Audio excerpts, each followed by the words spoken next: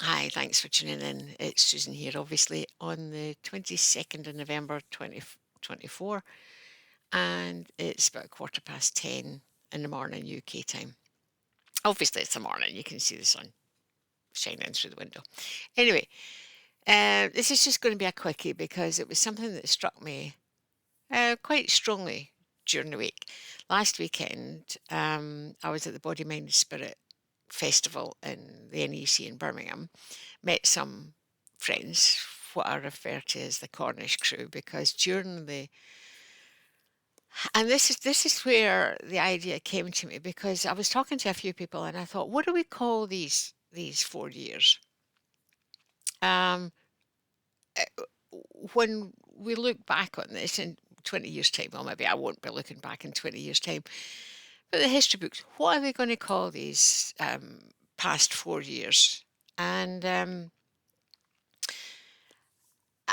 and that's what made me think because here I was at the festival, um, speaking with my friends in particular, but also other like-minded people. Some of them weren't like-minded, and I've mentioned that in the previous video. Refer back to that for some fun. Anyway, um, but the past 4 years for some have been absolutely horrendous.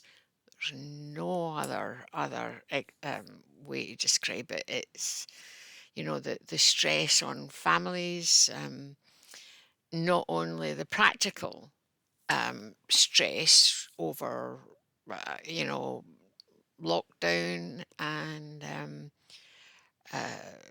restriction of schooling, exams, income, small businesses closing down to let the big boys take over. Massive amount of upheaval and stress, and I will never negate what some people have gone through.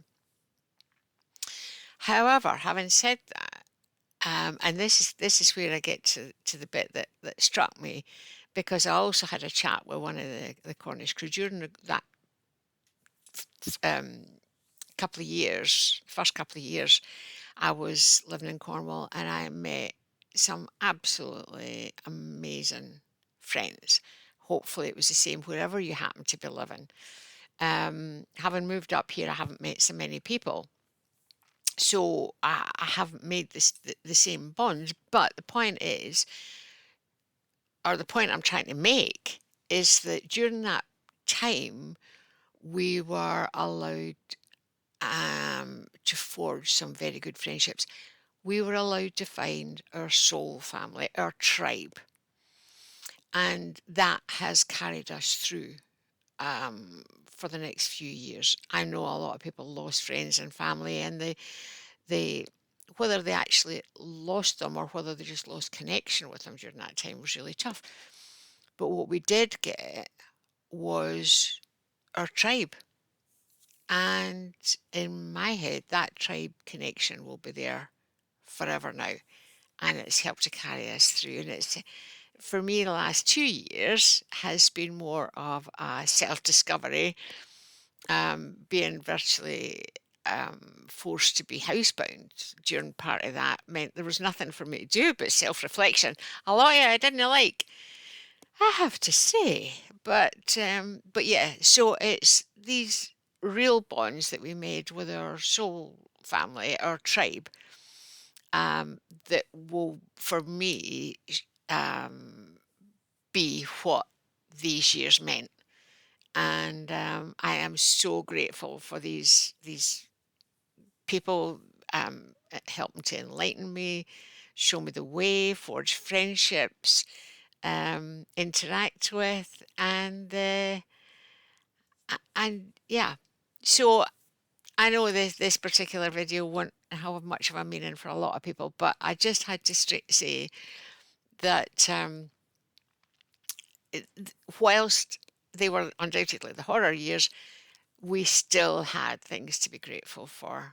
I think possibly we've had to pull out the other end before we can see these things that we need to be grateful for. And my heart goes out to the people whose lives have been totally destroyed. But for me, I count myself as one of the lucky ones. And so thank you to all the people all over the world who have been on a voyage of self-discovery during that period and have helped me with mine. So, yeah, much to be grateful for. Thank you for watching. Live, love, most of all, be happy out there.